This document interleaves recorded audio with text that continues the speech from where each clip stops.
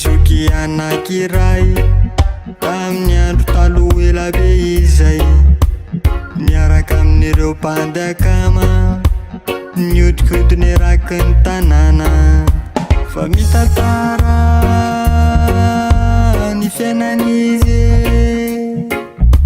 fa mitantara no sady mandehandeha. Yeah, oh nananana,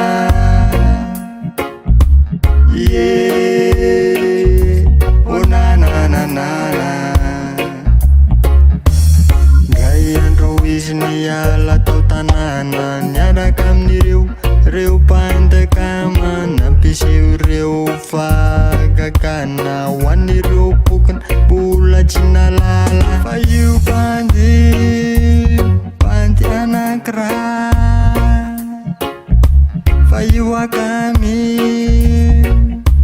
les gens des ailes, fa io zoky tena milay, fa io zoky io lay zoky ray. Zaho akory tsy hoe maniratsirana manota, sanatria akory za anopa renoir, anopa renoir, yeah, anopa renoir, anopa renoir. Zany miteny aminao fa efa akaiko amin'ny farany, zany ny kaozan'ireo mpanandro sasany. Sekta be deaibe eran'ny tanàna manambara fa akaiky ny farany, akaiky ny farany. Nisy zoky anakiray tamin'ny andro taloha elabe izay, niaraka amin'ireo mpanjakama nihodikodigny eraky ny tanàna. Fa mitantara ny fiainan'izy, fa mitantara no sady mandehandeha.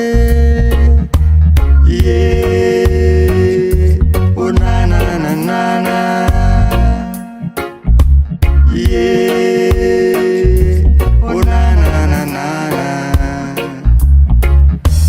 Nisy zoky anakiray tamin'ny andro taloha elabe izay, niaraka amin'ireo mpanjakama nihodikodigny eraky ny tanàna.